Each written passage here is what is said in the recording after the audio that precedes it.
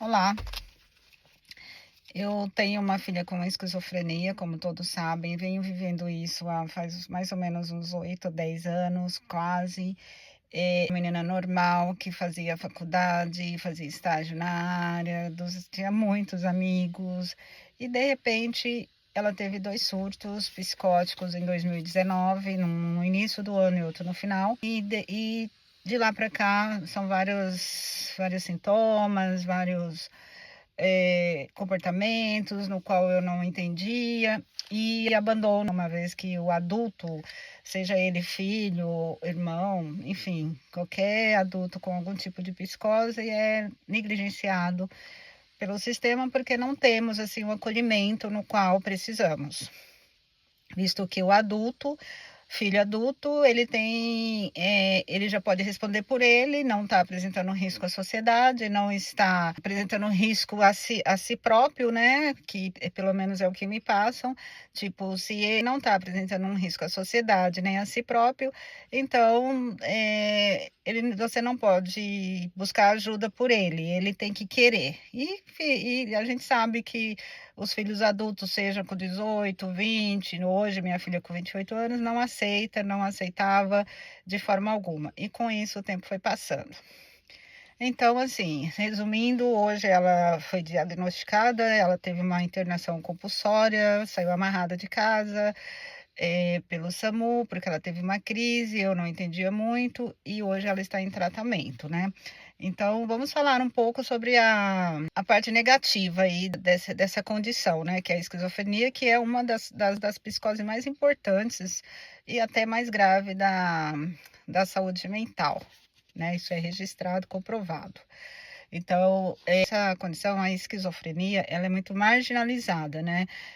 Hoje em dia, as pessoas, hoje, antes, sempre, na verdade, as pessoas que elas veem, elas acham que uma pessoa que tem isso, eles são pessoas mais tá louco, que é doente mental, que são violentos. Então, assim, tem muito sobre isso, muito, né? Então, uma das partes ruins dessa condição é que eu tenho sintomas negativos da esquizofrenia.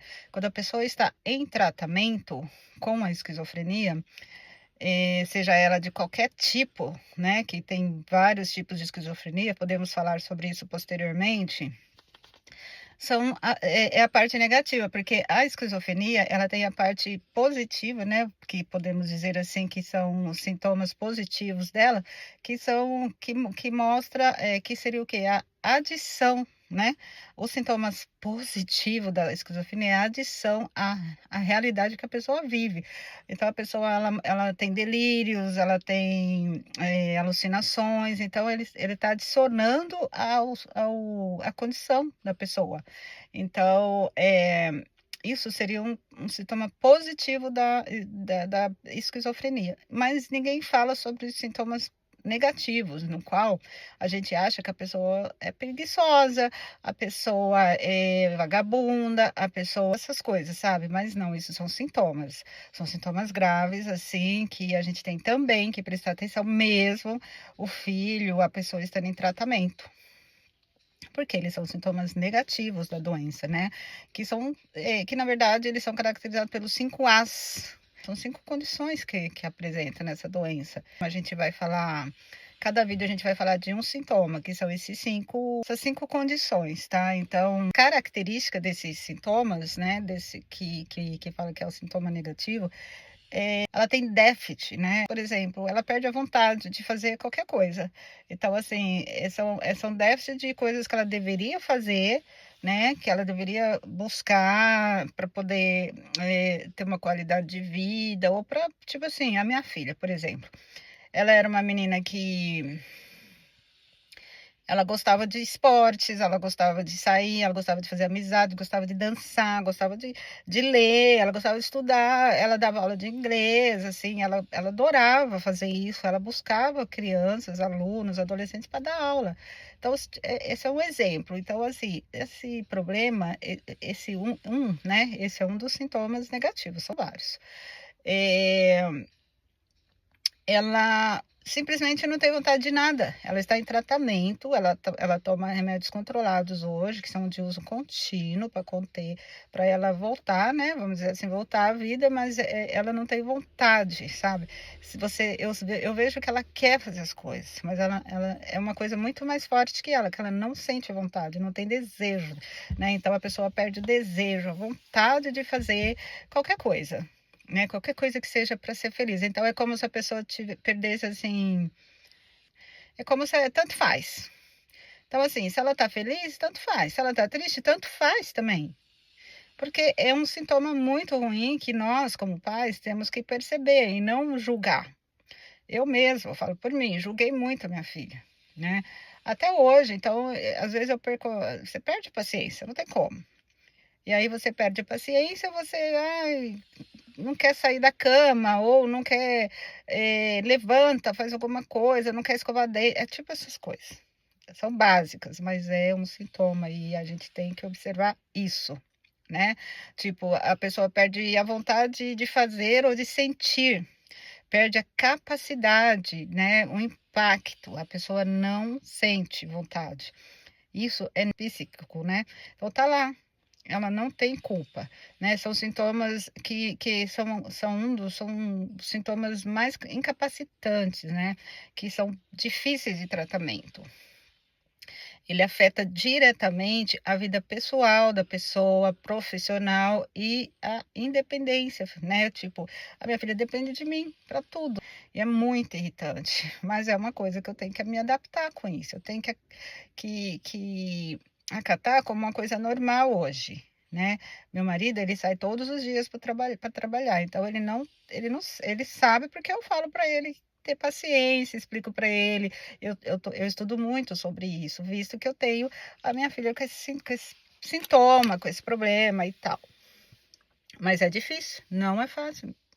Então, assim, a gente realmente temos que olhar para nossos filhos adultos. Ela não escovava dente, ela não se limpava, então ela estava literalmente perdendo tudo e com isso deu muita infecção nela. Então ela perdeu a vontade de viver, ela estava se matando aos poucos e com isso os órgãos dela tudo também sentindo, né, atrofiando. Pesando 30 quilos, 30 quilos, ela mal, eu não sei como ela ficava de pé. E aí ela foi onde ela foi internada. Então, assim, a volição é um dos sintomas negativos dessa doença. A sociedade, elas excluem. E eu não as culpo por isso, né? Porque nem nós mesmos temos paciência. Tem coisas que ela fala, tem coisas que ela tá meio fora da realidade, mas hoje ela está em tratamento. Um desses 5 sintomas é a volição. A minha filha ficava na cama o dia inteiro, ela sentava no sofá da sala, ligava a TV, qualquer coisa, apenas ligava, nem que fosse na tela azul da televisão. E ficava lá, parada, olhando para a televisão, simplesmente olhando. Era tipo catatônico mesmo. E eu tentava falar com ela, vamos fazer isso, vamos fazer aquilo, ela ficava parada assim, ó. E ela nem olhava para mim nem para o pai dela. Ela só ficava parada olhando para a televisão. Mas ela levantava, tomava o café dela, ia lá, fazia o leite dela, eu esquentava ligava o fogão para ela esquentar, ligava, seja ele elétrico ou não, ela ligava, eu tinha que acender o fogo, na verdade, ela só pedia para acender o fogo. E ela ficava lá, tomava o leite dela e ficava. Só que ela foi ficando num estado que ela ficou deplorável, ela não comia, tal era as alucinações, ela achava que tinha veneno na comida, ela falava que a comida estava tudo cheia de coisas, que ela achava que as paredes falavam, ela via coisas na parede, ela via buraco no chão que não existiam, sabe? Alucinações, literalmente. E eu tentei várias vezes levá-la ao médico, várias vezes eu agendei psiquiatra para ela. Eu cheguei aí no posto de saúde, pedi para assistente social ir em casa para que avaliá-la, para tentar fazer ela ir ao tratamento. Não fui atendida, porque, de novo, não, a gente não tem como ir, ela é adulta, ela tem mais de 22 anos, 24, ela precisa vir até nós. Não tem como nós irmos lá, porque se ela não quer tratamento, vocês não podem obrigá-la. Muitas das vezes eu agendei consulta para ela em psiquiatra particular, visto que não temos essa condição assim pelo órgão público, porque pelo órgão público a pessoa realmente também tem que querer. Ela não ia nas consultas, eu avisava, confirmava as consultas, pagava, avisava ela, vamos tentar o dia, a gente vai, só para a gente tomar um remedinho, que para ela achava que ela tinha insônia. Para ela era só falta de dormir, então ela precisava dormir. E aí eu tinha que falar para ela que eu tinha agendado psiquiatra para ela dormir, para dar um remedinho para ela dormir. Ela não ia, chegava num momento ela não ia. Eu ia sozinha, eu e meu marido, chegava lá, explicava, olha, ela tá assim, ela não come, ela tá emagrecendo muito, ela não aceita ajuda, ela não quer saber do que a gente fala. Chegava lá, os médicos falavam, como que eu sei que a senhora, que vocês estão falando a verdade? Será mesmo que tem essa pessoa desse jeito ou vocês não querem que cuidar dela, porque, sabe, então a gente era acusado muitas vezes, eu fui acusada de que como será mesmo que você está falando a verdade? Será mesmo que existe essa pessoa? Tipo, então era como se nós estivéssemos mentindo, porque a gente não conseguia levá-la, e por outro lado ela não ia, e por outro lado os médicos não tinham como comprovar que a gente estava falando a verdade, porque quando a gente ia, a gente queria só, o que que a gente faz? Qual que é o procedimento? Vocês não podem dar uma medicação? E tirando também que ela não tomava nada, eu comprava vitaminas para ela, vitamina mesmo, tipo, vitamina para crescer unha, vitamina para cabelo, vitamina B12, a gente comprava para ela não tomava, porque ela achava que tudo que a gente ia dar para ela ia envenená-la, sabe. Então, e com isso ela foi ficando foi tendo essa volição, que foi perdendo a vontade de fazer tudo, tudo. E a ponto dela não consegui mais, sentir para fazer xixi, então se ela ficava sentada no sofá o dia inteiro ali, ela ficava sentada ali ela fazia xixi. Quando ela viu, o xixi já tinha saído, molhava todo o sofá, aí andava na rua, porque ela sempre teve liberdade de ir e vir, eu nunca prendi minha filha, mesmo porque eu saía para trabalhar, não tinha como ficar deixando ela presa, mesmo sabendo que ela estava correndo um risco, né, porque ela não estava no estado normal dela, só que, de novo, tentei várias vezes socorro de todos os jeitos, fui até o CAPS, pedi ajuda para o CAPS falou a mesma coisa, você não tem como vir, você tem que trazer ela ou ela tem que vir por vontade própria, até parece. Fui em vários hospitais públicos de Campinas, eu moro em Campinas, mesma coisa, posto de saúde, mesma coisa, e médicos particulares, a mesma coisa. Então eu tinha que deixar. Bom, ela tem liberdade, ela vai e volta, entreguei nas mãos de Deus. Eu e meu marido literalmente entregamos nas mãos de Deus. Só que dentro de casa era esse caos. E aí ela fazia xixi em tudo quanto é lugar. A minha casa é sobrada, ela ia subir a escada, do nada ela fazia xixi no meio da escada e ela falava que não sentia. Imagina nós o estresse. Ela fazia xixi na cama, eu tive que trocar vários colchões, jogar tudo fora, comprar impermeabilizante dos colchões e troquei vários colchões porque todos os dias eu tinha que tirar a roupa de cama, lavar por colchão no sol, era uma coisa. Por vezes ela fazia cocô, então eu estava com muito medo, tirando a agressividade dela quando ela entrava em crise. E também, gente, de novo, eu não tinha o que fazer, porque eu não sabia o que fazer, até que um dia ela surtou de uma tal forma, que foi no final de 2025, e eu tive que chamar a ambulância. Assim, não porque eu não tenha chamado a ambulância antes, outras vezes. Acontece que a gente liga todas as vezes que ela tinha uma crise, vamos dizer assim, que hoje eu entendo como crise, porque antes para mim era só uma rebeldia, uma grosseria, uma falta de vontade, uma vagabundice, que fique claro, eu não entendia, nem eu nem ele, para nós a gente não entendia, a gente não tinha noção, porque ninguém tinha conversado com a gente, ninguém explicou. Só que no final de 2025 ela teve uma crise tão forte que ela não deixava a gente sair de casa para nada, ela trancou todas as portas. E quando eu ia sair, ela falava: "Não, eu não quero com você, eu não vou ficar aqui sozinha", porque ela estava vendo coisas, ela estava tão alucinada,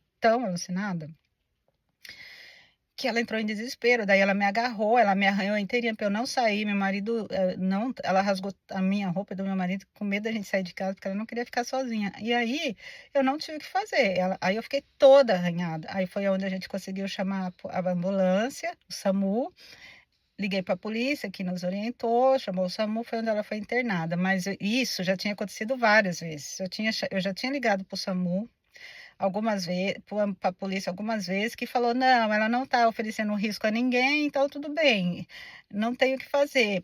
Para a ambulância a mesma coisa, não tinha o que fazer, ninguém nos ajudava, entende? Então, a gente passou muito por isso.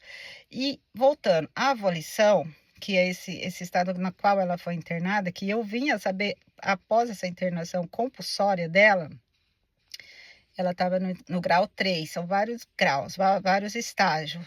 E ela estava no 3, ou seja, ela, tipo assim, se eu demorasse mais 1 ou 2 semanas, eu tinha perdido a minha filha, porque ela estava com uma infecção de urina horrível, porque ela já não tomava banho, já fazia muitos meses. Para ela tomar banho, a gente brigava muito, enfiava embaixo do chuveiro, mas eu não conseguia fazer isso direto. Então, assim, ela não tomava banho, então a pessoa ela não sente, ela perde totalmente a capacidade dela de querer fazer alguma coisa, de vontade, a capacidade de tudo. E com isso, os órgãos internos, a cabeça, o psíquico da pessoa, literalmente vai também se atrofiando. Então, o que eu quero dizer aqui, cuide. Observem seus filhos, observe seus filhos adultos, procure ajuda, procure, seja de qualquer forma, qualquer crise, porque eu demorei muito. Hoje eu posso dizer que a minha filha está ótima, ela está em 5 meses de tratamento, mas antes disso teve toda uma história, né? Então, assim, procurem ajuda, busquem ajuda, observem seus filhos. E não esqueçam disso, pelo amor de Deus, porque eu quase perdi a minha filha. E eu não sabia, não tinha noção, nem eu nem meu marido. A gente via tudo aquilo acontecer em casa, mas não foi, e, assim, nós fomos muito taxados, muito, assim, muitas pessoas, como vocês deixaram isso acontecer depois, né? Agora que a menina estava internada. Mas eu venho lutando com isso já faz muitos anos. Tentando, como eu disse, levá-la em tudo quanto é lugar.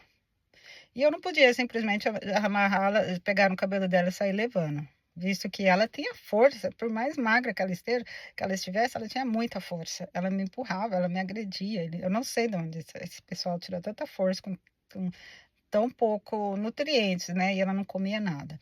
Então, assim, essa avolição, ela mata a pessoa se a pessoa não, se a gente não observar. E a minha filha estava indo para esse caminho.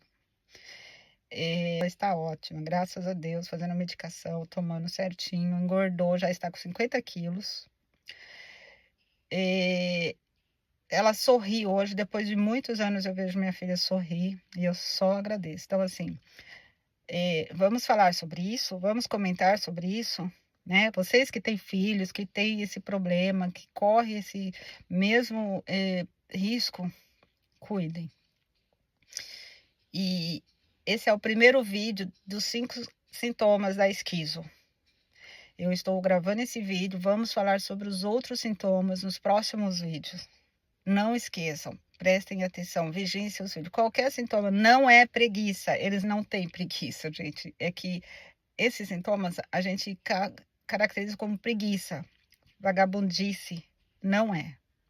Eu posso falar com toda a propriedade do mundo, não é. E nós, como pais, temos que vigiar, ter paciência e acolhimento, porque no final ele só tem a nós, que a sociedade abandona. A sociedade não vê o problema como deveria. Hoje se fala muito em pais e mães atípicos, crianças com problemas psíquicos, né? Com TDAH, com qualquer coisa. Crianças, mas a sociedade esquece que as crianças crescem.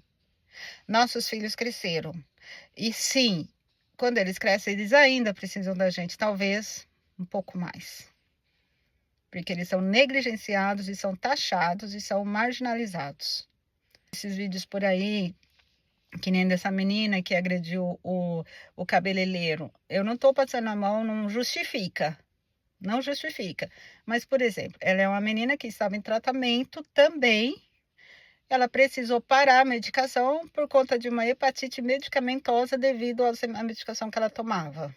Ela estava fora de tratamento, mas é uma menina que já tem histórico, já foi internada várias vezes, já fazia tratamento em CAPS, né? O CAPS já estava tratando essa menina e ela sim, ela tem psicose, ela precisa de tratamento, ela precisa de acolhimento e ela estava em surto, em crise. Essa menina é da mídia aí que apareceu que foi esfaquear o cabeleireiro por conta do cabelo dela que ela não gostou. Então, assim, o julgamento é muito, a gente julga muito antes de conhecer, a gente julga muito antes de entender a história. Eu falo por mim, eu era assim também, eu falo por mim, hoje vivendo na pele eu não julgo, eu vou entender a história, né? Então, assim, eu falo por mim, e eu sinto na pele isso, porque eu não gostaria que isso acontecesse com a minha filha.